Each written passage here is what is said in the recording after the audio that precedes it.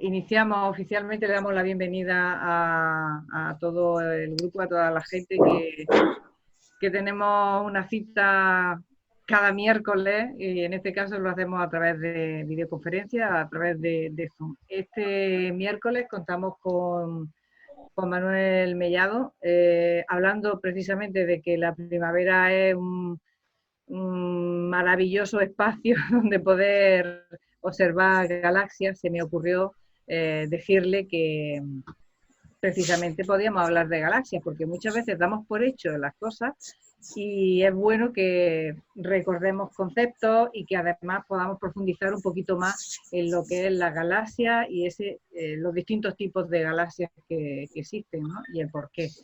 Así que como Juanma es incapaz de decirnos que no, pues ya está. Aquí lo tenemos pringado. Bueno, que es un placer, Juanma, como siempre, y gracias por tu ayuda, por tu colaboración y por tu trabajo. Así que cuando quieras, todo tuyo. Nada, gracias a ti y gracias a vosotros por... Espérate, me estoy escuchando acoplado. ¿Por qué?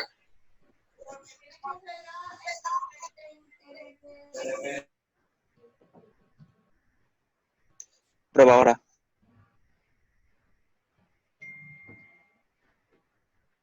Pues nada, que gracias a vosotros por darme esta oportunidad de torturaros, que sabéis que me gusta, con mis brasas más que charlas, pero bueno. Y bueno, en esta ocasión, pues, vale, María me propuso la posibilidad de dar una charla sobre, como a mí me gusta mucho el tema de astrofísica, de cosmología y tal, pues de hacer una de galaxias que no había hecho hasta el momento. Y bueno, pues me pareció estupendo, ¿vale? En principio me dijo de hacer una sobreclasificación y tal, pero bueno, el tema pues da bastante de sí. Hablar también del origen y tal, ¿no? Entonces, bueno, pues nada, lo que vamos a ver hoy es la estructura en 4 puntos principales, ¿vale? Una introducción. Hablaré luego de la estructura, o sea, de los componentes principales más o menos que pueden tener una galaxia típica. Luego os pondré la clasificación más o menos de cómo se clasifica actualmente las galaxias, los distintos tipos que hay, y hablaré también luego del origen y la evolución, ¿vale? Entonces, bueno, sin más preámbulo, todos conocemos la historia, ¿no? Bueno, como casi todos, y el que no la conozca, pues bueno, sabemos que el concepto de Vía Láctea, el concepto de galaxia, nace de la banda esta que se veía desde la antigüedad, de la banda luminosa, lechosa o nebulosa, que se ve en el cielo, ¿vale? Perfecto, desde, bueno, pues casi desde el sur hasta el norte, así, bueno, no vertical, pero bueno, oblicua. Y ya los griegos, pues bueno, los griegos pensaban que esto era un tema de los dioses, concretamente de que el hijo de Zeus, Hércules, ¿vale? Pues se coló en la habitación de Hera y se puso a amamantar del pecho de Hera. Y esta, cuando se dio cuenta, se despertó, se dio cuenta del tema y le dio un golpetazo fuerte a Hércules. Y bueno, pues en ese movimiento, pues se derramó leche en el firmamento, y de ahí pues viene la palabra de Vía Láctea, ¿vale? Vía Galáctica, precisamente por lo de la leche, ¿vale? Aquí lo representa magníficamente Rubens en 1636, en este cuadro, el nacimiento de la Vía Láctea, ¿vale? Entonces, bueno, este concepto se mantiene durante los siglos y durante mucho tiempo, hasta que, bueno, con el avance de la ciencia y de las técnicas de observación del firmamento y tal, concretamente la invención del telescopio, en 1609 o alrededor de 1610, Galileo construye el suyo propio y es el primero que lo utiliza, el telescopio, ¿vale? Para observar el firmamento, ¿vale? El telescopio que construyó Galileo se puede considerar casi el primer telescopio de tipo astronómico o de uso astronómico, ¿vale? Con él descubre los famosos satélites galileanos de Júpiter, y también se dio cuenta, un poco después, allá por 1610, o por 1600, sí, más allá, por 1610 y tal, se da cuenta de que lo que se llamaba Vía Láctea, la nebulosa esa, estaba compuesta de estrellas, ¿vale? Entonces, fijaros que hasta 1610 no se mantenía el concepto ese de los dioses no, porque luego ya durante la moderna era y el cristianismo tal, pues no se creía ya en los dioses, en Zeus y tal, ¿no? Pero bueno, no sé, hasta esa época no se sabía concretamente de qué podía estar hecho esa banda nebulosa del cielo. Entonces, Galileo en 1610 pues descubre el tema. Luego, en 1710, casi 100 años después, el señor Charles Messier, todos lo conocemos, ¿vale? Por el famoso catálogo estelar, el catálogo Messier, que tiene 110 objetos. Entre ellos había muchos objetos que Charles identifica como nebulosos, ¿vale? Los llama nebulosos. Objetos así de naturaleza nebulosa, ¿vale? Porque vistos al telescopio aparece como una mancha difusa y no se sabe muy bien lo que es. Entonces, Charles lo identificó como nebulosa. Pero luego más adelante veríamos que lo que él llamó nebulosa actualmente son galaxias, ¿vale? En concreto, la M31, el objeto 31 del catálogo Messier, todos sabemos a qué se corresponde, ¿no? La galaxia de Andrómeda. Charles Messier en principio la catalogó como nebulosa de Andrómeda, ¿vale? Entonces no sería hasta 1924 con el señor Hubble, ¿vale? Con su famosa investigación, que dio lugar luego a la ley de Hubble, la expansión de la universidad. En 1924 el señor Hubble, apuntando su telescopio, bastante más grande ya que el de Galileo, ¿vale? Apuntando su telescopio a la nebulosa de Andrómeda, identifica unas estrellas que se llaman las variables cefeidas, ¿vale? Y con esas estrellas puede determinar la distancia a la nebulosa. Entonces ahí se da cuenta ya de que este objeto no está en nuestra galaxia, sino que está fuera, ¿vale? En concreto él midió que la distancia a la galaxia de Andrómeda, bueno, a la nebulosa de Andrómeda era de 1,5 millones de años luz. Ya se sabía más o menos que el tamaño de la Vía Láctea andaba entre unos 100, 200.000 años luz de diámetro, ¿vale? Como unos 100.000 años luz. Pero ya Hubble ya se dio cuenta de que la nebulosa de Andrómeda es en realidad otra galaxia. ¿Vale? Y luego ya desde 1924 hasta hoy, pues ya se han identificado muchísimas más galaxias, ¿vale? Que muchos de los objetos nebulosos del catálogo Messier, pues son en realidad galaxias. La propia galaxia Andrómeda tiene otros dos objetos del catálogo Messier que son galaxias satélites suyas. Y, en fin, que hasta la fecha, pues ya se ha avanzado muchísimo en el conocimiento del universo y se han identificado muchísimas galaxias. Fijaros que hasta prácticamente 100 años, en el 2024 por ahora 100 años, hasta hace unos 100 años no se sabía concretamente que había más galaxias aparte de la nuestra, ¿vale? Se intuía, pero no había evidencia observacional, ¿vale? Fijaros que el concepto de galaxia, pues es un concepto relativamente reciente, ¿vale? Un concepto aplicado en términos astronómicos, me refiero. ¿Vale? Entonces, bueno, pues después de esta pequeña introducción vamos a ver un poco la estructura, ¿vale? Los componentes típicos de una galaxia, ¿vale? Como normalmente estamos familiarizados con las galaxias elípticas, las galaxias espirales, pues voy a poner la estructura, la voy a explicar un poco con este tipo de galaxias, ¿vale?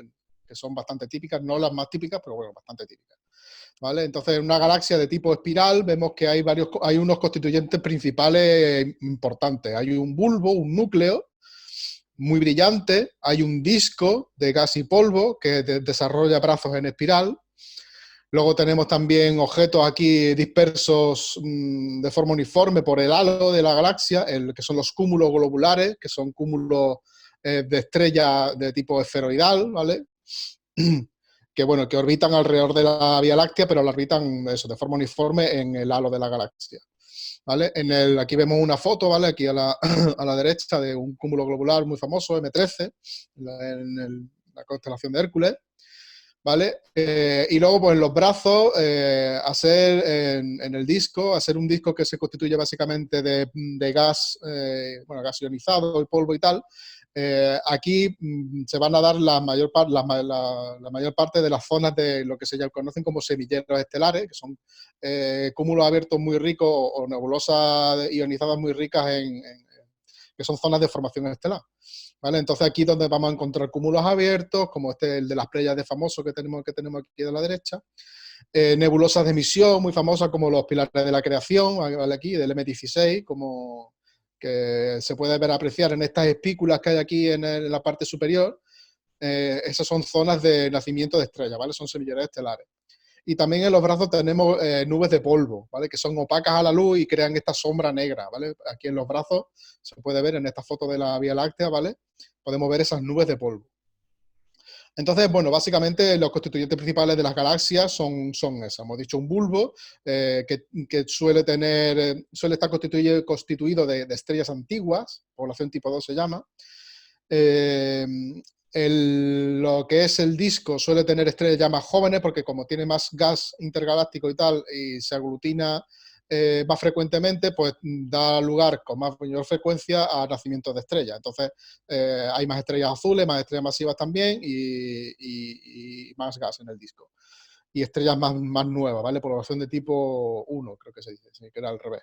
Bueno, de tipo 1, que son las más modernas, ¿vale? Entonces aquí podemos ver, por ejemplo, las estrellas de tipo I B suelen darse en los discos, mientras que los cúmulos globulares y los núcleos galácticos son de estrellas más viejas, ¿vale? Aquí, como hemos dicho, los brazos en espirales son una de las estructuras más llamativas de este tipo de galaxias y durante mucho tiempo se ha discutido también o se ha hipotetizado sobre la naturaleza de esos brazos, ¿vale? Que son un poco misteriosos. La principal hipótesis que tenemos por el momento es la de las ondas de densidad, en el que en su movimiento el gas se aglutina en esos brazos a través de ese movimiento y en esos brazos se producen esas aglomeraciones de gas que dan lugar al nacimiento de estrellas nuevas. Entonces vamos a ver aquí una animación de cómo se mueven de cómo se forman estas ondas de densidad y de cómo se aglutinan los cuerpos en esos brazos, ¿vale? Aquí vemos ahora un detalle de cómo pues en estas zonas de aquí se acumula el gas y da lugar al nacimiento de estrellas, ¿vale? Esto lo podemos ver de forma muy ilustrativa, por ejemplo, en esta foto aquí a la derecha de M51, ¿vale? La galaxia del Remolino, en la constelación de Cane Venatici. Creo que era Cane Venatici, bueno, no recuerdo, cerca de la zona mayor. Y podemos ver eso, ¿vale? Las zonas rojas de los brazos son zonas de gas ionizado que está dando lugar al nacimiento de estrellas nuevas. Las zonas oscuras pues, son zonas de polvo y luego vemos también muchos cúmulos estelares dispersos, ¿vale? Entonces, pues en este tipo de galaxias ejemplifica a la perfección en la naturaleza de los brazos espirales, ¿vale? Otra de las estructuras más llamativas y que está causando últimamente muchos revuelos en los medios son los agujeros negros supermasivos que suelen tener en el centro, ¿vale? Antiguamente a este tipo de galaxias se las conocía como galaxias de núcleo activo, pero bueno, básicamente hoy en día sabemos que casi todas las galaxias tienen un agujero negro, casi todas las galaxias de tipo, bueno, espiral barrada, elíptica y tal, tienen un agujero negro supermasivo en el centro.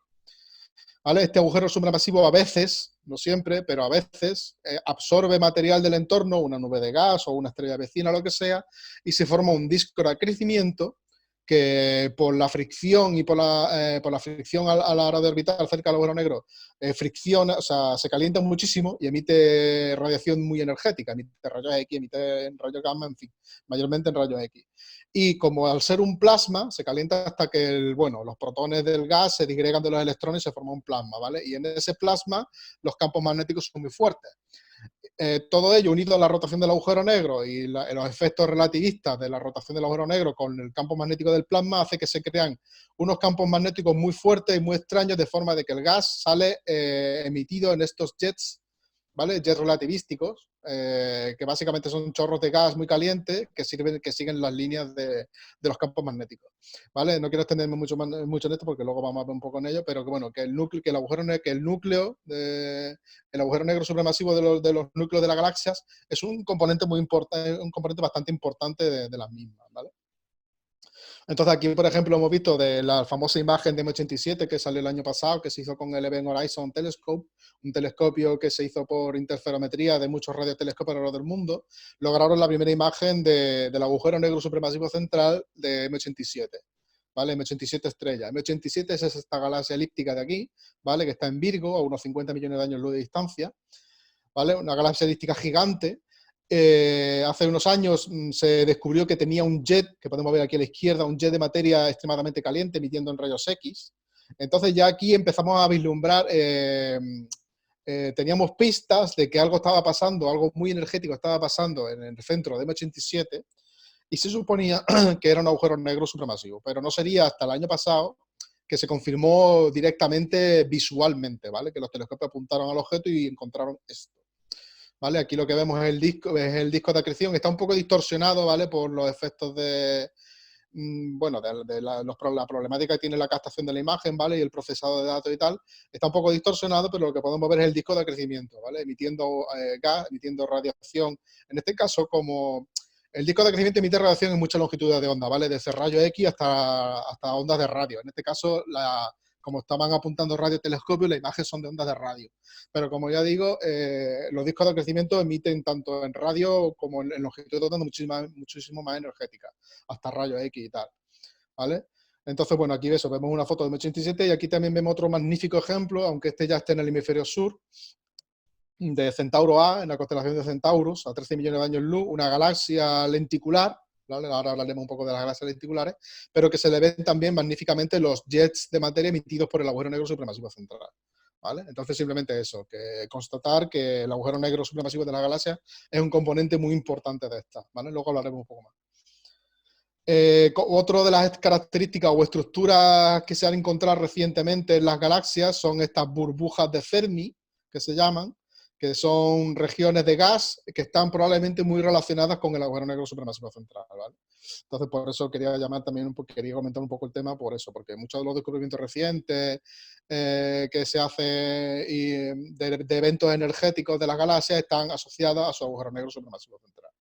Aquí vemos una foto creo que eran en gamma, ¿vale? Del Fermi, del telescopio Fermi, que ven estas burbujas, ¿vale? Es radiación gamma, ¿vale? Es radiación superenergética. Y los chorros estos aquí azules son radiación de rayos X, ¿vale? Esto es porque el gas está tan caliente, el gas, aunque esté muy disperso y sea muy tenue, porque la densidad es muy baja, las partículas van muy rápidamente, se aceleran muy rápidamente con la interacción unas con otras. Entonces, esa velocidad de partículas es lo que se traduce con la temperatura en el gas. Aunque sea un gas, tú eso ni siquiera lo notarías si pudiera estar ahí en el espacio, ¿vale? Pero que al ser un gas que interacciona muy fuertemente, pues emite radiación muy energética. ¿Vale? Simplemente eso. Y ya por último, para terminar, otro componente muy importante, aunque es bastante hipotético, es el halo de materia oscura que suelen tener las galaxias, ¿vale? Ya hice una charla anteriormente de materia oscura, no me quiero tampoco extender mucho en el tema, pero es importante porque durante varios años se estuvieron haciendo mediciones en las velocidades de rotación, de las velocidades de traslación de las estrellas en las galaxias alrededor del núcleo, y se encontró que algo no cuadraba, ¿vale? En este diagrama, no sé si se ve con las fotos de la gente aquí en la DESA, ¿no? O sea, a lo mejor lo quito, a ver. Es que aquí no se ve bien, ¿no? Bueno, da igual. Eso no pasa nada, si el que quiere lo ha hecho a la izquierda automáticamente. Sí, sí que se ve bien, tranquilo. ¿Se ve bien la de la derecha? Bueno. Sí. Vale, bueno, simplemente eso, que los astrónomos se dieron cuenta de que las estrellas de la periferia rotaban alrededor de la galaxia más o menos al mismo ritmo que las estrellas del centro. Y claro, se quedaron perplejos porque hasta ese momento se pensaba que las galaxias eran como sistemas solares a lo bestia, ¿vale? Y en los sistemas solares como en el nuestro, pues Mercurio, por ejemplo, se ve mucho más deprisa alrededor del Sol que Plutón, que tarda no sé cuántos años en completar una órbita, ¿vale? Entonces se pensaba que lo lógico sería esperar que las estrellas de la periferia se moviesen más lentamente alrededor del núcleo que las estrellas más cercanas, como se ve en la parte izquierda del diagrama. Pero encontraron lo opuesto, encontraron en lo que hay en esta gráfica de aquí abajo, ¿vale? Que la velocidad de rotación no solo no decrecen, sino que incluso se mantienen constantes. Y entonces, pues los científicos se vieron obligados a hipotetizar, a sacar una hipótesis de por qué sucedía esto. Y la hipótesis más aceptada actualmente es que las galaxias tienen un halo de materia de naturaleza desconocida, ¿vale? Se conoce como materia oscura, pero no se sabe lo que es. Tenemos algunos indicios de algunas partículas teóricas y tal, pero no sabemos actualmente qué es lo que es. Básicamente es eso, de que la teoría consiste en que las galaxias tienen que tener un halo de materia oscura, que es el que hace este efecto de rotación en las galaxias, en las estrellas de la periferia de la galaxia. ¿Vale? Entonces simplemente era hablar de eso, ¿vale? De este componente que, aunque es de naturaleza un poco desconocida, bueno, un poco no, muy desconocida, es muy importante, ¿vale? Tanto para dar forma y conocer las características de la galaxia como luego los cúmulos de galaxias, como veremos, ¿vale? Los cúmulos de galaxias son muy importantes, la presencia de materia oscura son muy importantes en ellos también, para ver cómo se forman y cómo evolucionan. ¿Vale? Y ya está. Con esto, bueno, más o menos hemos dicho más o menos las características principales que tienen las galaxias. ¿Cómo se clasifican? Bueno, pues ya como vimos, como dijimos antes, el señor Hubble ya empezó a vislumbrar las primeras galaxias, la M30, la de Andrómeda, pero también descubrió más galaxias y las empezó a distribuir en un diagrama, en este diagrama que se mantiene hasta la actualidad, el diagrama de Hubble de clasificación de las galaxias, ¿vale? Y sirve más o menos, bueno, simplemente para ubicar un poco la galaxia. Este no es un diagrama de origen y tal, o sea, no es que las elípticas den origen a las espirales, ni a las espirales barradas, ni nada, sino que es simplemente una forma de organizarlo, ¿vale? Rápidamente nos encontramos que hay varios tipos básicos. Están aquí las espirales normales, o sea, las galaxias espirales típicas, como la de Andrómeda. Luego tenemos unas espirales un poco extrañas, que tienen una barra, tienen una especie de barra que la atraviesa por el núcleo, se llaman espirales barradas. Las espirales normales se suelen llamar de tipo SA, espirales de tipo A, ¿vale? Los científicos no se han quebrado mucho la cabeza. Y las barradas son de tipo espirales de tipo B barrada o de tipo B, ¿vale? SA y SB para las espirales. Luego tenemos unas espirales intermedias, que son espirales, como las de tipo SA, pero tienen también en su núcleo una pequeña estructura en forma de barra, no tan evidente como las barradas normales, pero sí es verdad que la tienen, ¿vale? Entonces se clasifican, tienen esta clasificación un poco así intermedia, SAB, como siempre tampoco se han quebrado mucho la cabeza. Espirales de tipo SA, de espiral tipo SA y B por la pequeña barra, ¿vale? Y vemos que la graduación va desde la A hasta la M o incluso más letras, ¿vale? La graduación simplemente indica la definición y la apertura, por así decirlo, de los brazos espirales, ¿vale? Cuanto mayor, más alejada está la definición, los brazos espirales están más separados entre sí y están menos definidos, ¿vale? Luego veremos ejemplos. En las espirales barradas pasa lo mismo también. Las SA de tipo A tienen los brazos, las SB, perdón, de tipo A tienen los brazos muy bien definidos, mientras que las de tipo M tienen los brazos menos definidos. Y las intermedias igual, ¿vale? Luego tenemos aquí en la izquierda este tipo de galaxias, las elípticas, que básicamente son esferoides o esferas o ovoides, ¿vale? De estrellas que no suelen tener gas intergaláctico, porque son galaxias antiguas, de estrellas antiguas, no suelen tener gas intergaláctico y por lo tanto tampoco tienen regiones de formación estelar, y por lo tanto presentan este tipo, no tienen el disco, ni tienen brazos espirales, ni tienen nada apenas, ¿vale? Ahí se han descubierto algunas estructuras en forma de capas de cebolla de algunas, pero bueno, lo más característico es que son bolas más o menos uniformes de estrellas. Son como cúmulos globulares, ¿vale? Como todos tenemos más o menos como astrónomos aficionados la idea del cúmulo globular, pues son como cúmulos globulares, pero a lo bestia, ¿vale? Gigantes. Luego tenemos este pequeño grupito de aquí, las lenticulares, que son elípticas básicamente, pero con discos de gas y polvo, ¿vale? Es un poco contradictorio porque hemos dicho que las elípticas no lo suelen tener, pero por eso digo que son un poco extrañas porque son elípticas que tienen ese gas y polvo, ¿vale? Se creen que pueden ser resultados de interacciones con otras galaxias. Y por último, las irregulares, que las tenemos aquí a la derecha, que son como jirones de galaxias sueltas, ¿vale? Luego veremos que hay dos tipos. Son pequeñas galaxias o pequeñas agrupaciones de estrellas independientes, ¿vale? Pero bueno, que tienen por su tamaño y distribución y tal, y por estar fuera de nuestra galaxia, pues son galaxias independientes. ¿Vale? Entonces, empezamos con las espirales y la más famosa de todas, bueno, pues todos sabemos cuál es, ¿vale? La M31, la galaxia de Andrómeda, la que Charles Messier identificó en un principio como nebulosa de Andrómeda, pero que es una galaxia por derecho propio. ¿Vale? Es una espiral de tipo SA, ¿vale? Sin barra, ¿vale? De tipo B porque los brazos están bastante bien definidos, pero podrían estar más, ¿vale? Pero bueno. Vemos que la de Andrómeda, luego hablaremos un poco, tiene dos pequeñas galaxias satélites, la M32 y la M110, ¿vale? Que son dos pequeñas galaxias elípticas, dos galaxias elípticas enanas, que son satélites de la de Andrómeda, ¿vale? Luego hablaremos un poco.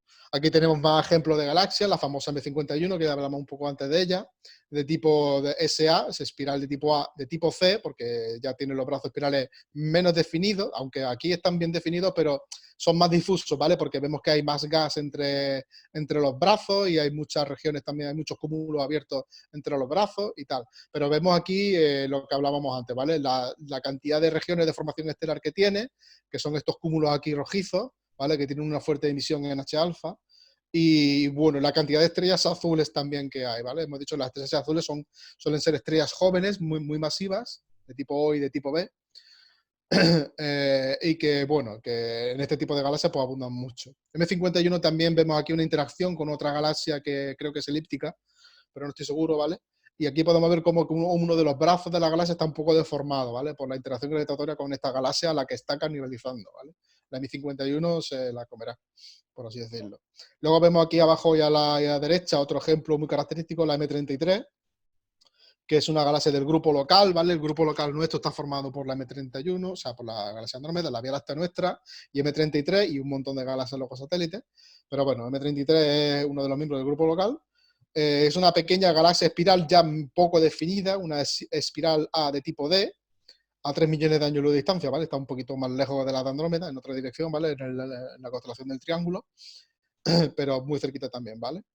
Y eso, una espiral menos definida, también muy bonita. Todos los objetos que vamos a ver hoy, ¿vale? Todas las galaxias, o casi todas, son objetos muy asequibles por telescopios de aficionados, ¿vale? O por telescopios ya de aficionados fuertes, no telescopios de juguete, pero sí telescopios de aficionados bastante asequibles, ¿vale? Potentes, pero asequibles. ¿Vale? La M51 yo creo que mucha gente la hemos visto con telescopios de aficionados y en fotografía, la M33 también. Aquí vemos más ejemplos, ¿vale? La famosa M81, del famoso dúo de la Osa Mayor M81 y M82.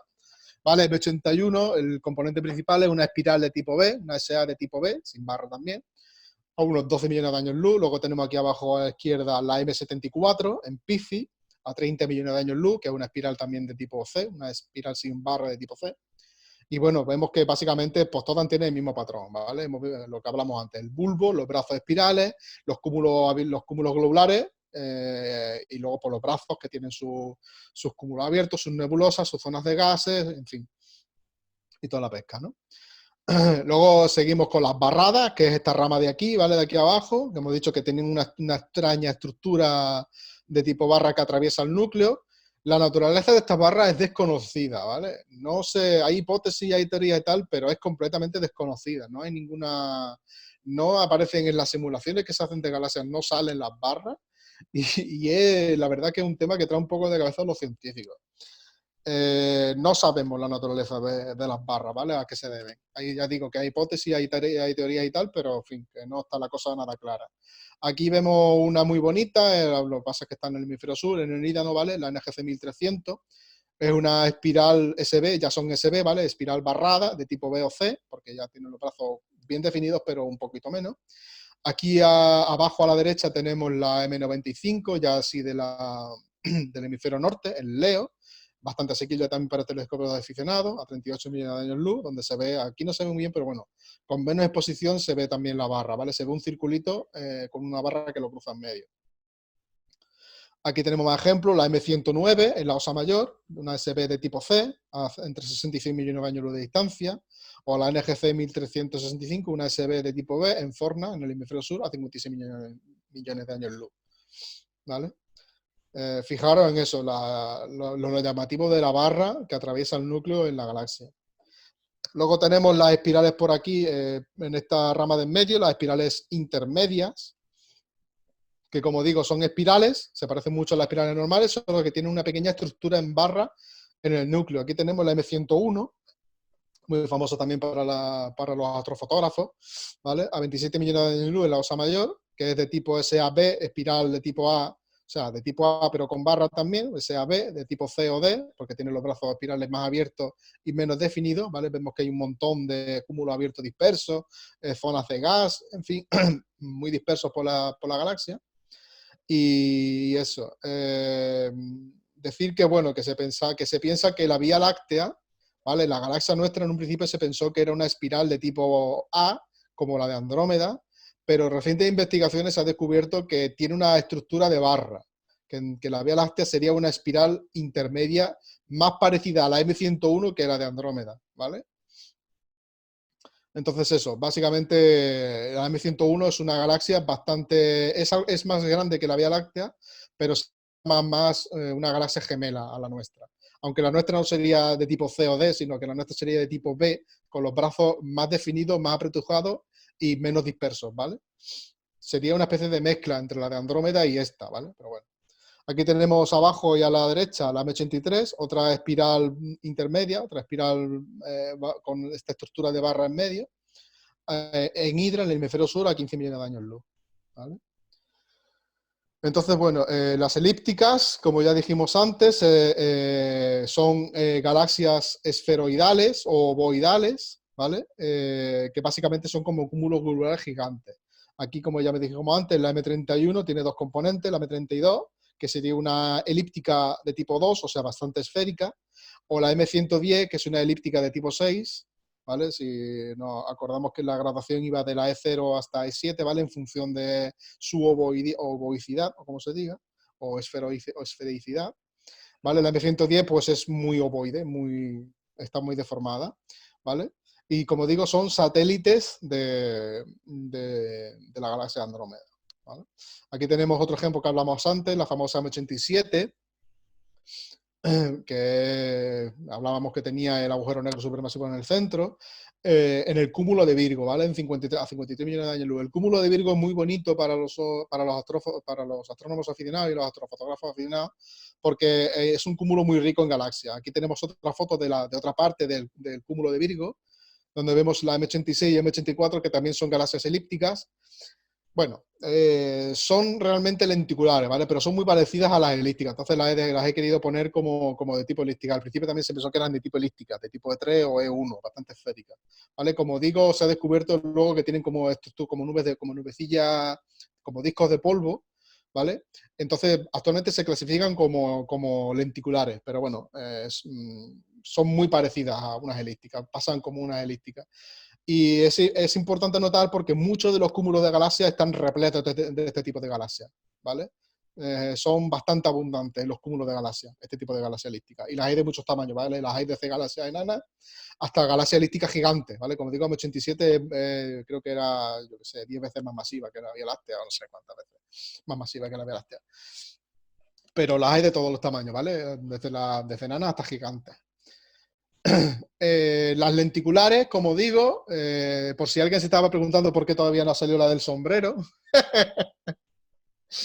porque la del sombrero no es una espiral, la del sombrero es lenticular, es una elíptica, ¿vale? Pero que tiene esa estructura de disco de polvo y de gas que la cruza por el ecuador, ¿vale? Que le da la forma tan característica que tiene, ¿vale? La galaxia del sombrero es lenticular. Como digo, no se conoce muy bien cómo se originaron estas galaxias, ¿vale? Se piensa que, bueno, que puede ser por interacciones con otras galaxias espirales o absorbiendo materia de otro tipo de galaxias. Pero bueno, tampoco está muy clara la cosa. Aquí abajo y a la derecha tenemos también la M102 en Dragón, la M104 a 30 millones de años luz y la del Dragón a 44 millones de años luz, ¿vale? No os perdáis la oportunidad de intentar ver la M104 porque es preciso visto con los telescopios, ¿vale? Con un telescopio de aficionado se ve bastante bien. Por lo menos lo que es el disco que la atraviesa se ve bastante bien con telescopio de aficionado. La M102 cuesta un poquito más, ¿vale? Porque es más pequeñita. ¿Vale? Y con eso, pues ya nos quedarían las irregulares, que como digo, son como pequeños jirones de estrellas que se han quedado como separados de las galaxias, ¿vale? Aquí vemos las más famosas probablemente, que son las nubes de Magallanes, que son galaxias irregulares, pero que son satélites de la Vía Láctea, ¿vale? Son satélites de la nuestra, están a unos 200.000 años luz, creo, más o menos de distancia, muy cerquita, pero solo son visibles en el hemisferio sur, ¿vale? Es una pena, ¿vale? Que hay que viajar un poquillo para... ¿Qué está haciendo Luis? Me está despistando. ¿Vale? Aquí a la derecha vemos la gran nube de Magallanes y la pequeña nube de Magallanes. ¿Vale? Aquí tenemos otra foto del ESO, del Observatorio Europeo Austral, ¿vale? Donde se ve la Vía Láctea y aquí a la derecha se ven las nubes de Magallanes, ¿vale? Aquí tenemos otros ejemplos de galaxias irregulares. A la derecha la NGC 1427, irregular de tipo 1, y la M82 del famoso dúo M81 y M82 que hablamos antes, la M81 es la que estamos aquí abajo, la que vimos aquí abajo, que era una espiral de tipo A, ¿vale? Y la compañera, la M82, que es irregular, ¿vale? Irregular, pero bueno, ahora hablaré un poco. En principio se clasifican, hay dos tipos, tipo 1 y tipo 2. La tipo 1 se cree que son galaxias que se quedaron así porque se formaron desde el principio como pequeños grupos de galaxias. y las de tipo 2, o girones que quedaron de interacciones de otras galaxias, y las de tipo 2 son como galaxias, pero que están como deformadas por efectos gravitatorios, ¿vale? O son interacciones con otras galaxias y se queda formando un gurruño raro, ¿vale? Término técnico guay, ¿vale? Gurruño. ¿Vale? Entonces la M82 es un poco extraña, ¿vale? Porque hay científicos que dicen actualmente que incluso no es una irregular, sino que es una espiral barrada un poco deformada por la M81, vista de canto, ¿vale?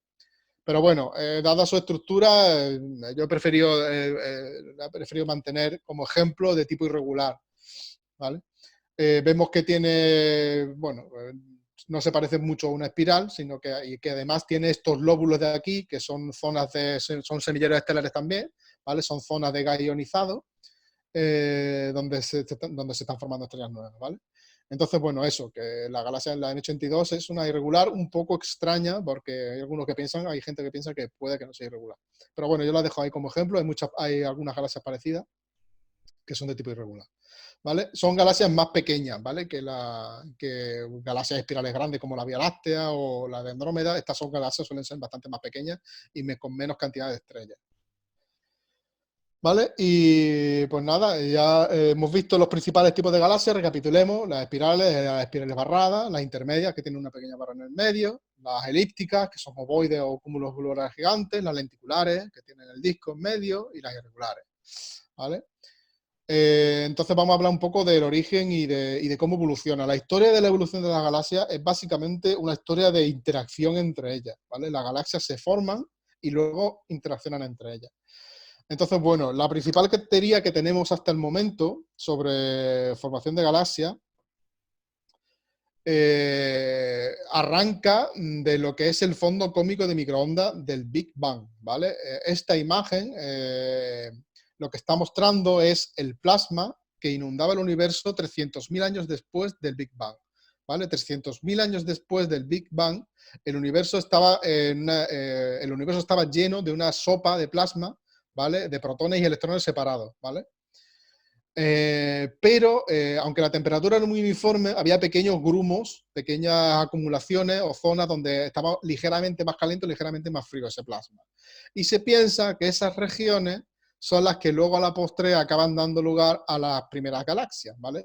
Estas primeras irregularidades hacen que por atracción gravitatoria unas zonas se acumulen más que otras, ¿vale? Entonces empiezan a crearse zonas más ricas en gas y zonas con más vacío, más frías, ¿vale? Entonces, sabemos que desde los 300.000 años después del Big Bang hasta unos 400 millones de años después del Big Bang ya se tuvieron que formar las primeras galaxias.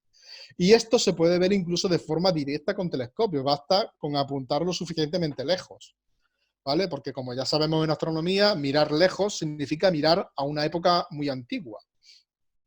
Concretamente, en estos objetos que mostramos aquí, GNZ11, ¿vale? Es una galaxia primordial, está muy lejos, ¿vale?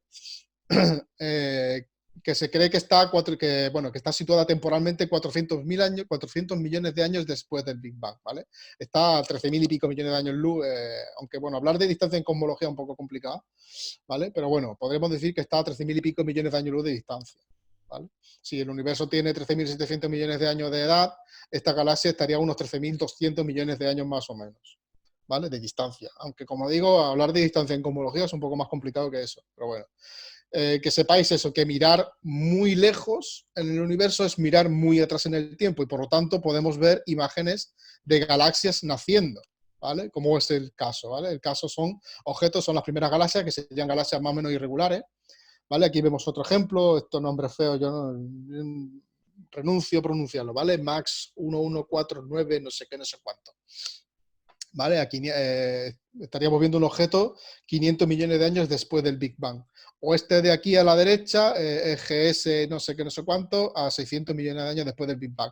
Como digo, la imagen no está muy definida porque por las dificultades técnicas de tomar una imagen de este tipo, pero se sabe que son galaxias enanas, bastante pequeñas e irregulares, ¿vale?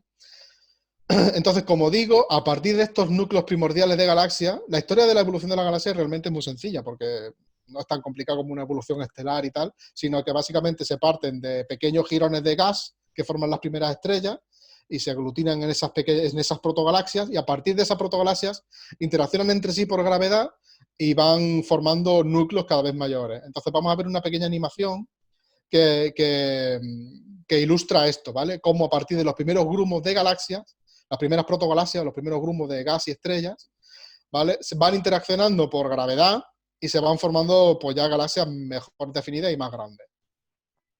No sé si se escucha la música, que me gusta un montón, pero bueno, si no se escucha tampoco pasa nada.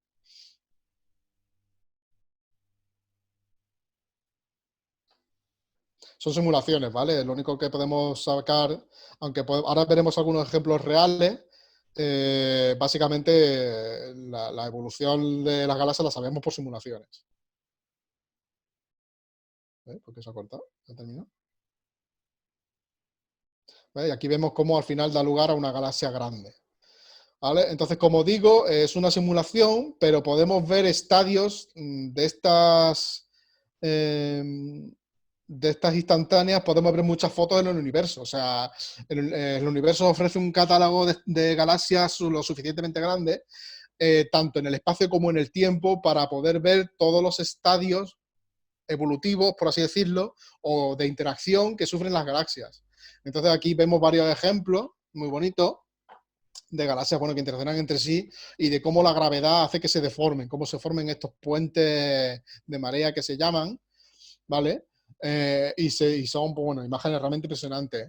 Como ejemplo muy ilustrativo tenemos, de nuevo, para telescopios de aficionados, ¿vale? Un objeto muy asequible es el quinteto de Stefan en Pegaso, entre 200 y 300 millones de años luz de distancia. Fijaros que estamos ya hablando de distancias importantes, ¿vale? Hasta ahora todas las galaxias que hemos visto, la M51, la M109 y tal, estamos hablando de entre 10, 15 a 60, las galaxias del cúmulo de Virgo a 60 millones de años luz de distancia, ¿vale? Bueno, la M31 está a 2,2, aquí al lado en el vecindario galáctico, pero ya aquí estamos hablando, en el quinteto de Stefan, estamos hablando de objetos a 200 y a 300, entre 200 y 300 millones de años luz de distancia, ¿vale? El quinteto de Stefan lo forman estas cuatro galaxias, ¿vale? La quinta, esta aquí azulona, es realmente un espontáneo, ¿vale? Esta se ha metido aquí en el cúmulo, pero no pertenece al quinteto. Bueno, el quinteto en un principio se llamó quinteto por las 5, pero esta galaxia está mucho más cerca, ¿vale? Esta galaxia está a unos 40 millones de años de distancia, está pues eso, se ha colado, está mucho más cerca que el resto del grupo. Y el resto de las galaxias del quinteto sí están en interacción gravitatoria entre ellos, sobre todo estas dos, fijaros cómo están tan deformadas y distorsionadas por la gravedad que al final pues acabarán fusionándose, probablemente acaben formando una galaxia elíptica, y los agujeros negros supermasivos acabarán fusionándose también entre sí, habrá un festival impresionante de radiación porque se formará pues, unos jets que no vea, como veremos también que se forman por ahí. Y bueno, es muy interesante, sobre todo por eso, porque es asequible por telescopio de aficionados, ¿vale? Estas otras galaxias pues, son mucho más difíciles de obtener. Ya se necesitan pues, de observatorios profesionales. Mientras que el quinteto de Stefan no, el quinteto de Stefan pues, es bastante asequible, ¿vale? Yo tengo una foto por ahí, pero no voy a enseñar, obviamente. Pero bueno, que sepáis que es asequible, ¿vale? Y es muy bonito, ¿vale? Entonces, bueno, como digo, la historia de la evolución de las galaxias es una historia de interacción y de cómo la gravedad las va agrupando entre sí formando supercúmulos, o cúmulos y supercúmulos de galaxias. Aquí vemos algunas fotos de cúmulos.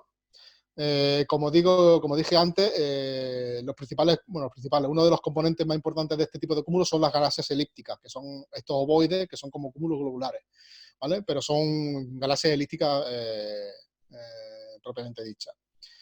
Entonces, fijaros en la cantidad de galaxias que puede tener un cúmulo de este tipo, ¿vale? Aquí hay uno de los efectos muy importantes también que he querido comentar en esta foto, es uno de los efectos de la relatividad general predicha por Einstein sobre la luz y de cómo la materia afecta a la luz. En concreto, estos arquitos que se ven aquí, estas estructuras con forma de arco, sobre todo en la imagen de la izquierda, ¿vale? Estos arcos son imágenes distorsionadas de galaxias que están detrás del cúmulo, pero que por la gravedad hace que se distorsione la imagen y nos llega a nosotros deformada y distorsionada, ¿vale? es un ejemplo maravilloso de una de las predicciones más importantes de la relatividad general de Einstein, ¿vale? Entonces, que sepáis eso, que cuando veis este tipo de objetos, de este tipo de formaciones, es por la gravedad y son objetos que están detrás del cúmulo de galaxias, ¿vale? El cúmulo de galaxias, tanto la materia del cúmulo como la materia oscura que hay en el cúmulo, ahora veremos otro ejemplo, la materia oscura muy rica en el cúmulo hace que la contribución total de la masa pues tenga este efecto sobre las galaxias del fondo, ¿vale? Entonces, en este ejemplo... muy ilustrativa también, vemos un cúmulo de galaxias y vemos también una imagen superpuesta con estos colorines, ¿vale? En rojo lo que se ve es gas intergaláctico que está emitiendo en rayos X, ¿vale? Es una foto del Chandra, la parte en rojo es una foto del Chandra, mientras que la parte azul no es gas ni es nada, ¿vale? Es una especie de estimación, es un mapa de la materia oscura, ¿vale? Los científicos, analizando la imagen de la derecha, en visible, midiendo las distorsiones de estos arquitos que se ven por aquí, aunque no sé si se llegan a ver a través de la presentación, pero bueno, se ven unos arquitos aquí, midiendo las distorsiones gravitatorias de los objetos que causa este cúmulo, se puede sacar un mapa de la materia oscura, ¿vale? Que es lo que se ve en la imagen en azul de la derecha, la distribución de la materia oscura de este cúmulo. Y bueno, me ha parecido interesante poner esta foto porque en la imagen de rayos X vemos un objeto, bueno, no lo he dicho, ¿vale? Pero la foto es la misma, el campo es el mismo, solo que está rotado y está un poco, y tiene menos escala. Pero esta galaxia de aquí, ¿vale? Fijaros, esta galaxia alargada de aquí es esta de aquí, ¿vale? Está rotada y tiene un poquito menos de escala. Esta galaxia elíptica de aquí es esta de aquí, ¿vale? Que voy a continuar, que es la que voy a comentar ahora, porque tiene estos jets impresionantes de materia que se ven en las imágenes rayos X, ¿vale? Estos jets están saliendo de esta galaxia, de su agujero negro supermasivo central, ¿vale? Entonces, estas imágenes son muy típicas, ¿vale? Encontrar cúmulos de galaxias con cúmulos de galaxias con galaxias elípticas que están emitiendo este tipo de jets es bastante típico, ¿vale? Entonces, bueno, con eso paso a comentar lo que es, bueno, ya lo dije antes, una de las estructuras más importantes de las galaxias, que es su núcleo y lo que pasa en el núcleo, porque una de las fases, por así decirlo, que puede atravesar una galaxia es la fase de cuásar, ¿vale? Todos hemos hablado, o creo que casi todos hemos oído hablar de lo que es un cuásar, ¿vale?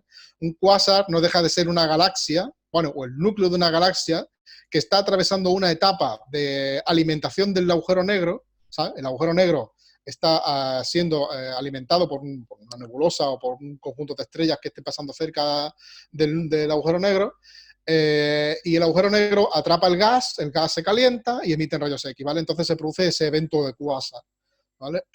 Aquí vemos una foto perdón, del cuásar 13273, es el cuásar más cercano, ¿vale? A la Vía Láctea, a la Tierra. Está a solo, entre comillas, 2.300 millones de años luz de distancia, y como digo, es uno de los más cercanos. Y fijaros que la magnitud aparente de este bicho es de 12,9, que uno podría decir, bueno, es bastante tenue, o sea, no brilla mucho. Pero aquí estamos hablando de un objeto que está a 2.300 millones de años luz. La magnitud absoluta se le calcula de menos 26. ¿A alguno le suena este número de magnitud absoluta? Si no os suena, ya os digo yo que es la magnitud aparente del Sol. ¿Qué significa eso? Que si este objeto estuviera situado a unos 30 años luz de distancia, ¿vale? Si tú coges este objeto y lo pones en más o menos donde está Arturo, brillaría como el Sol. O sea, nos daría la luz que nos da el Sol, a 30 años luz de distancia, ¿vale? Fijaros la magnitud de este evento. O sea, es increíble, ¿vale? Es uno de los eventos más energéticos del universo, ¿vale? Como digo, en esta foto de 3C273 también podemos ver aquí esta estructura de aquí alargada, es un jet emitido es un jet de materia, ¿vale? Como vemos aquí en la foto esta artística de aquí del centro, es un jet de materia emitido por esta galaxia, ¿vale? Por este cuásar, ¿vale? Este cuásar es una galaxia elíptica, la galaxia no se llega a apreciar, sería como una de estas que hay aquí, ¿vale? Pero más pequeñita porque está muy lejos, muy pequeñita, pero el núcleo está pegando un destello de luz tan brutal que brilla muchísimo más que las galaxias, por supuesto, que galaxias que estén más cerca, incluso puede brillar al nivel de estrellas de nuestra propia galaxia. De hecho, quasar, la palabra quasar viene de quasi-stellar radio source, ¿vale? Fuente de radio de tipo casi estelar, ¿vale? Porque se identificaron que eran emisiones de radio que eran de tipo estelar, básicamente la magnitud aparente era la de una estrella más o menos normalita, tirando un poquito débil, pero eran fuentes de radio fuera de la galaxia, ¿vale? Efecto de la rotación del agujero negro, los efectos relativistas, junto con los campos magnéticos, se crean estos campos magnéticos súper raros, bueno, raros, más extremos, ¿vale? Que hace que el plasma salga en chorro, en espiral, en la dirección de rotación del agujero negro, ¿vale? Y esas partículas que se mueven en espiral alrededor de la línea de campo, como vemos en esta foto de la izquierda, que aquí vemos un protón o un electrón, ¿vale? Una partícula cargada que se mueve en espiral alrededor de la línea de campo, al hacer ese movimiento emite ondas de luz, ¿vale? Puede emitir lo que se conoce como radiación sincrotrón, ¿vale? Puede emitir ondas de radio, pero puede emitir también ondas muy energéticas, depende de la velocidad, ¿vale? Las partículas que se mueven a velocidad casi relativista, casi a la velocidad de la luz, emiten rayos X y emiten rayos gamma, ¿vale? Las partículas más lentas, pues menos energéticas, emiten radiación con una longitud de onda más larga, concretamente en radio, incluso invisible puede emitir, en fin. En principio se detectan más fácilmente por la naturaleza de los telescopios en radio, en rayos X y en gamma. Otro objeto que no sé si os sonará, que ya son los blázares. Los blázares son básicamente cuásares, pero vistas como desde arriba, ¿vale? Con el jet relativista o con el jet de materia apuntando hacia nosotros, ¿vale? Básicamente que sepáis que si cuando oigáis hablar de blázar y de cuásar, básicamente se refiere a lo mismo, ¿vale? Entonces, bueno, aquí vemos otro ejemplo. Aquí a la izquierda vemos radiogalaxias. Son galaxias que tienen estos jets o estos lóbulos que emiten en radio, pero es lo mismo, ¿vale?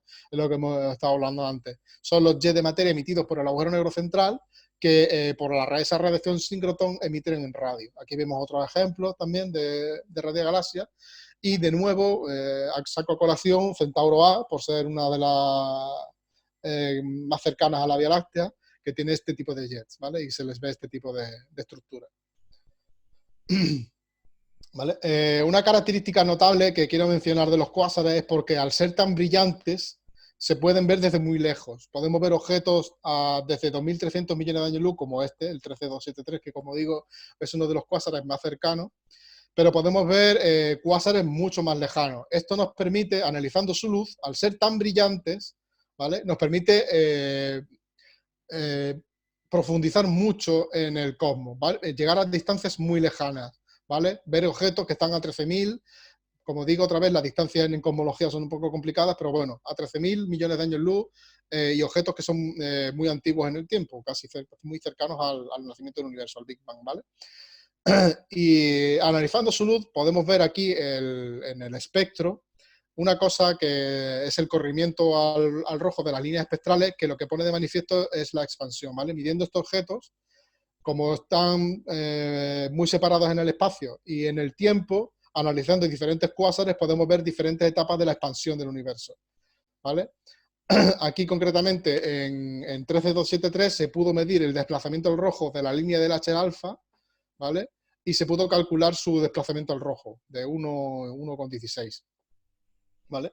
Pero vamos, simplemente quería comentaros eso, que los cuásares, al ser objetos tan brillantes y su luz muy asequible a los telescopios y que se puede analizar bastante bien, con eso podemos saber cómo se ha ido expandiendo el universo a lo largo de la historia, ¿vale? Es simplemente un poco anecdótico. Entonces ya para terminar, simplemente como resumen, pues lo que dije antes, ¿vale? Que la historia de las galaxias, la historia de la evolución es básicamente una historia de interacción, ¿vale? Antes mencioné que las elípticas se podían formar como resultado de interacción de algunas galaxias, pero bueno, es también bastante hipotético, ¿vale? Hay varias hipótesis. Aquí, por ejemplo, a la izquierda podemos ver que una galaxia elíptica puede surgir como fusión de dos espirales, o que una espiral pueda surgir como una espiral más pequeña y una galaxia enana, pero también tenemos otras hipótesis. Por ejemplo, que las primeras galaxias que eran de tipo irregular, pues empezaron a converger, formaron las primeras galaxias elípticas con agujeros negros en el centro. Estas a su vez pueden interaccionar entre ellas y formar galaxias lenticulares. Estas galaxias, pues, cuando el agujero negro absorbe materia, emite estos jets y se forman estas relativas galaxias. Las galaxias espirales que tienen un agujero negro, pues son las que se denominan tipo Seyfert, pero bueno, que también pueden tener agujeros negros, pues pueden dar lugar a las espirales normales. Pero bueno, básicamente el resumen sería ese, ¿vale? Que las galaxias pues interaccionan entre sí, las elípticas pues pueden surgir como fusión de varias galaxias o incluso las olas irregulares que hablábamos antes, que también se pueden formar por interacción de galaxias, pero que la historia, básicamente resumiendo, de las galaxias es una historia de interacción. Y con esto y un bizcocho, pues muchas gracias, ya hemos terminado, espero que no haya sido muy, muy largo ni se haya hecho muy cuesta arriba.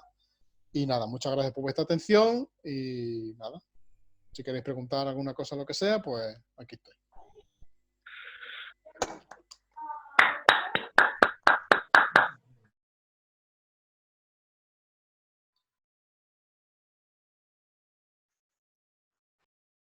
Espérate, abrir los micros, eso, abrir los micros que estamos intentando abrirlo. Yo lo tengo abierto. Magnífico, de verdad, magnífico, Juanma. Vamos. Nada, gracias. ¿Tenéis alguna preguntilla o algo? Por eso. Antonio. Vale, es que si no se me acopla por aquí. ¿Cuánto llevo, por ejemplo, por cierto? Una hora casi. Sí, lo que te da un poquito menos, pero bueno. Juanma, una pregunta. Dime. Que decía se escucha fatal. ¿Me oye? Pero no sé quién está. Es que no sé quién está hablando, si José o Antonio. Yo. Venga, Antonio. Porque te comentaba que has dicho varias veces de que aquí. Se te escucha fatal, Antonio, tío. Mira, lo siento. Es que se...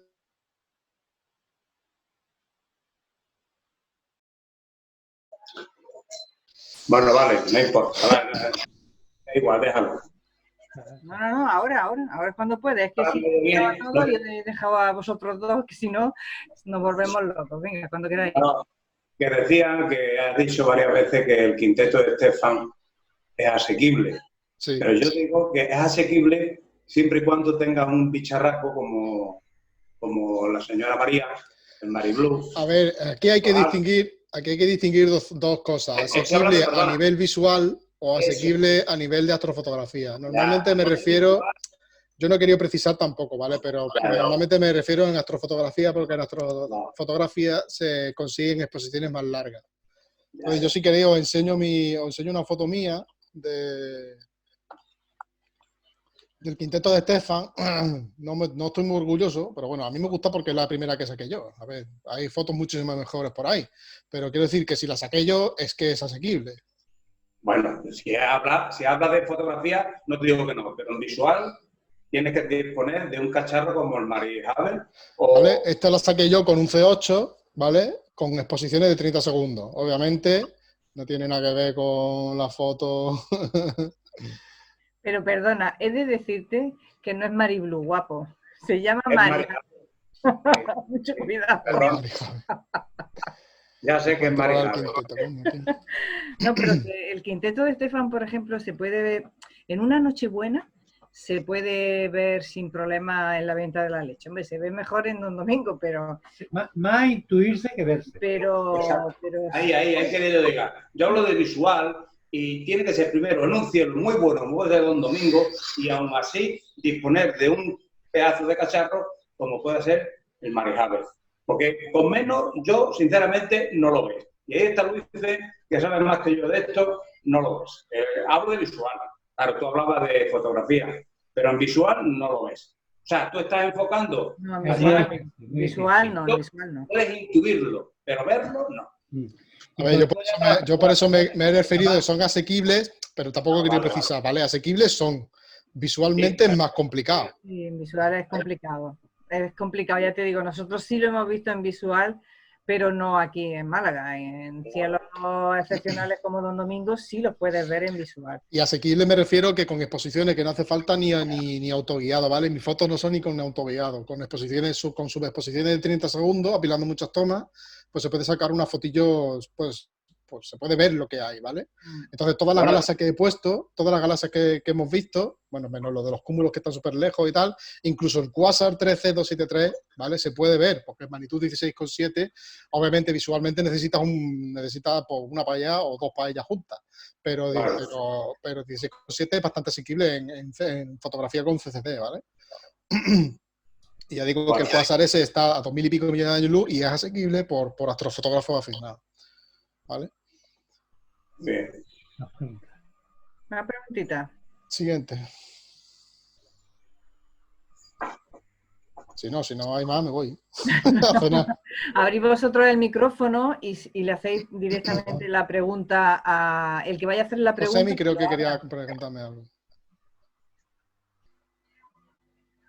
Nadie te ha hecho la magnífica pregunta de Andrómeda y nosotros estamos... En rumbo de colisión. Sí. Nadie lo ha dicho esta noche, ¿eh? Sí, ¿cómo la llamaban? Galactómeda, creo que era. Sí, más formal. Sí, básicamente la de Andrómeda y la Vía Láctea se están acercando, ¿vale? Actualmente se están acercando la una a la otra. Entonces, de aquí a millones o miles de millones de años, pues probablemente acaben fusionadas, formando, pues, algunos dicen que una elíptica, perdón, pero es muy difícil de decir. Puede que se forme una espiral más grande, no sabemos, ¿vale?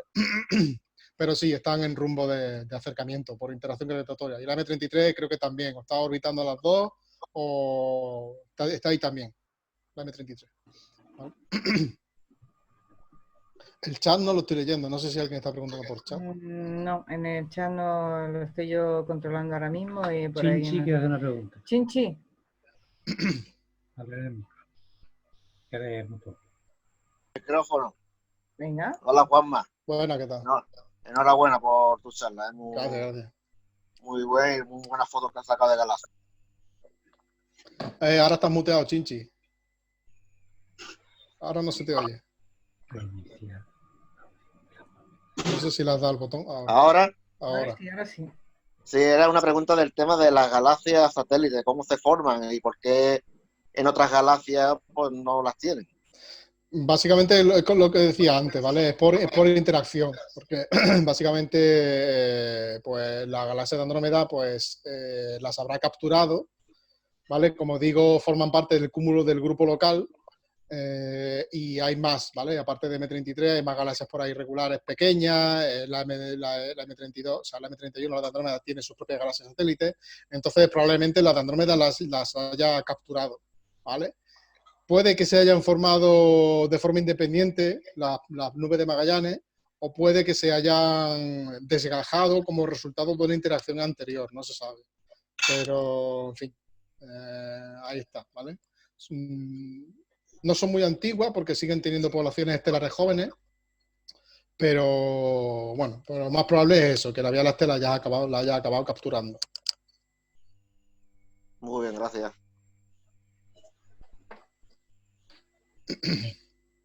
Ahí el chat. Tengo ahí el chat.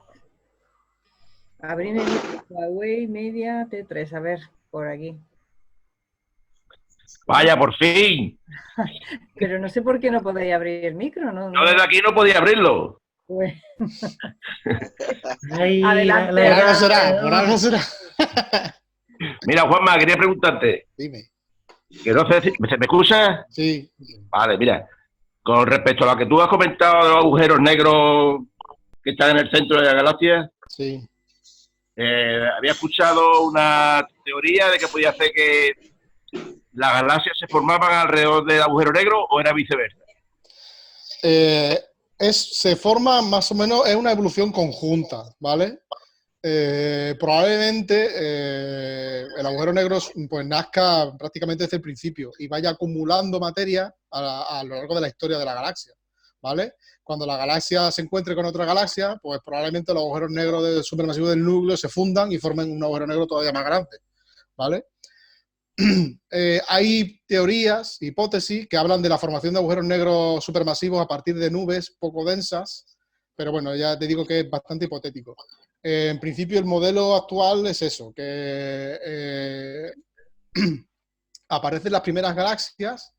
Las primeras galaxias son unas galaxias muy masivas, ¿vale? Con una evolución estelar muy rápida. Entonces, esas galaxias masivas rápidamente forman agujeros negros. Esos agujeros negros probablemente en el núcleo de esa zona se hayan fusionado y hayan acabado formando un agujero negro muy grande.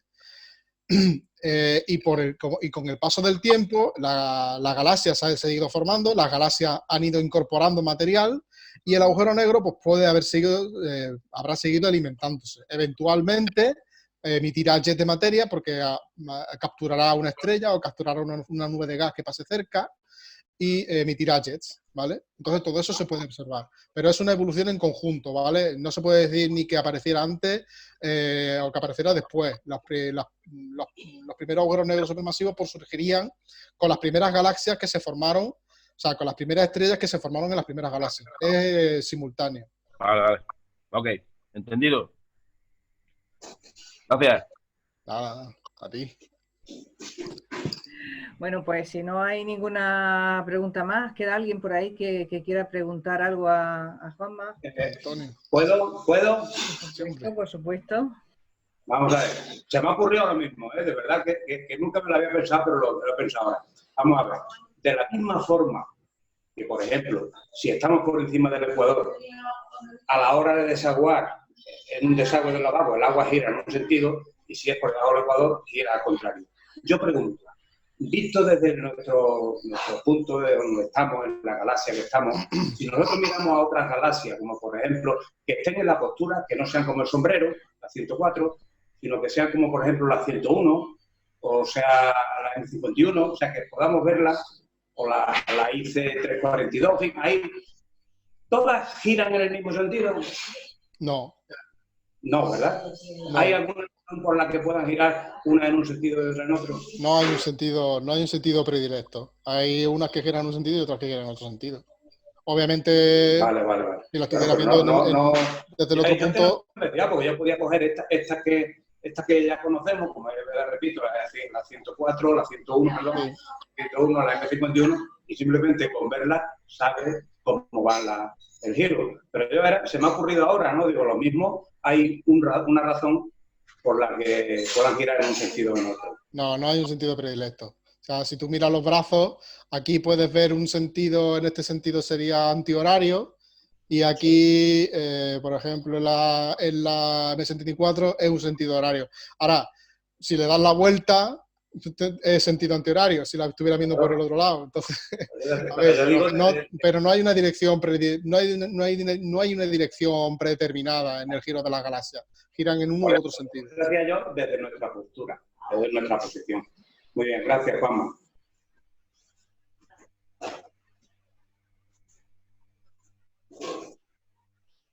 Bueno, pues si no hay nadie que quiera hacer ninguna pregunta más, damos por finalizada esta maravillosa charla. A mí me ha encantado, de verdad. Lo del grifo no es cierto, dice Isaac. Te las ves luego con él, por chat. ¿De verdad que no? Lo del grifo no es cierto, Escalante. Se refiere a la puerta de Carrolis. Isaac, ¿me oyes? Sí, Pues mira, sinceramente yo lo tenía que era así, ¿eh? De hecho, hay hasta unos vídeos, he visto algún vídeo, son cosas de YouTube, son montajes, lo que tú quieras, por donde diríamos pasa la línea del Ecuador y como a 1 metro pones tú, sueltas agua para que desagüe, gira en un sentido y te viene 2 metros, o sea, otro No, metro. que eso no es cierto, Esos vídeos sí están trucados. Eso, a ver, no es posible que paséis 2 metros del Ecuador y ya el agua vaya a girar en el sentido contrario. Eso es un truco que... Eso es un truco que tiene que ver con el recipiente que utilizan. Y el efecto de Coriolis no tiene ese efecto. El efecto Coriolis es muy, muy, muy leve. como para que se note en el sentido de giro del agua cuando se escapa. No tenía entendido que tampoco, pero bueno, tampoco me he querido, no, como no lo sabía seguro, tampoco me he querido meter. Bueno, sí, yo lo digo porque ese vídeo lo vi hace tiempo y bueno, se ve que es un tío que igual le va cobrando a la gente lo que sea para demostrar ese efecto. Y, pero bueno, que para la es un truco. pregunta que para la pregunta de Antonio hubiera dado lo mismo, que hubiera preguntado por lo del Coriolis, por lo del lavabo o por las tormentas, ¿vale? Las tormentas también Sí, son Coriolis. sí. La verdad que quería decirlo. Ya está. Decía que en la misma línea del Ecuador es bastante improbable, pero siempre he creído que, por ejemplo, en la Patagonia giraría en un sentido y en Suecia giraría en el otro. De verdad que lo pensaba que es así. Pero vamos, No, sí, porque se dice en muchos sitios, pero realmente no es así. Y cuando quitas el tapón, el sentido de giro va a depender de cómo esté hecho el propio recipiente, el propio desagüe. María, ábrele el micro a Sebastián, que quiero hablar. No sé por qué no podéis abrir el micro, no lo llego a entender hoy. De verdad. Déjame ver. A ver ahora. Sebastián. Ahora. Oye. Ahora. Eso es que me decía que no lo podía abrir yo. Que efectivamente, yo también estoy de acuerdo que no es un efecto estadístico. Si tú tiras 20 veces, o sea, 100 veces en el hemisferio norte, la mayoría de las veces gira de estrógeno y viceversa en el hemisferio sur.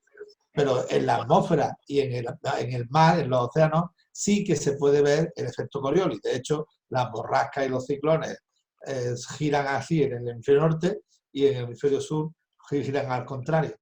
Pero son grandes masas de gas o de líquido. Y entonces sí funciona el efecto Coriolis y se ve. Pero los trucos de Internet son trucos, como veis, dependiendo de cómo lo mueve el artista, ni más ni menos.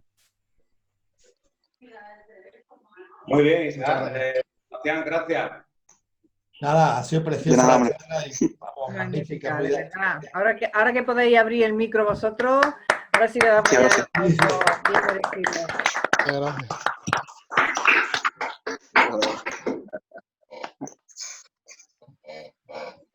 Gracias. Espero que no se os haya hecho muy pesado. Nada, está muy bien. Muy bien. Fantástico. Me ha encantado. Bueno, ya está. Fórmula. Y sin fórmula, ojito. A tener buenos cielos para poder ver estas galaxias. Bien, es que ahora en mayo, de verdad, te digo una cosa, en primavera es uno de los momentos que a mí más me encanta mirar el cielo, por eso, porque me encantan las galaxias y por las mismas, ahora mismo la Vía Láctea no molesta mucho. Entonces, claro, poder mirarlo es una pasada. Si las galaxias no son muy asequibles, podéis mirar también cúmulos globulares, ¿vale? Los cúmulos globulares, acordaros que son como mini galaxias elípticas también, ¿vale? También. Pero bueno, como llega el verano y los cúmulos, si los tenemos más vistos, sí, son más aburridos, pero bueno, no tan bonitos como la galaxia, pero bueno. Hay mucho por descubrir, muchos pequeñitos, ¿eh? Sí. María, ¿en qué fase podemos ir a ver las galaxias? Nada más que lo de Torres del Mar. La fase... Fase 3. 4, fase 6. En la fase 1 ya se pueden visitar más de 10, ¿no? Hasta 10. Guardando las distancias de seguridad. Entonces, vamos a visitarnos todos en el campo. Ahora en serio, ¿fase 2, fase 3? Fase 1. Yo creo que en la fase 1 podremos salir a observar. A partir del lunes. Pero hay que ser precavidos, claro, no sabemos. A partir del lunes podemos hacer visitas hasta reunirnos grupos de 10 máximo. Pero no podemos viajar entre provincias. Yo recuerdo que mientras Zafarraya está en Granada. Bueno, pero está al lado del borde, no cuenta. Bueno, tenemos el plan B, como a ronda. Sí, también. Que muchísimas gracias, Juanma. A vosotros. Muy bien. Lo he dicho. Bueno, que me alegro mucho de vernos. Hasta el próximo miércoles. Venga, hasta luego. Hasta luego.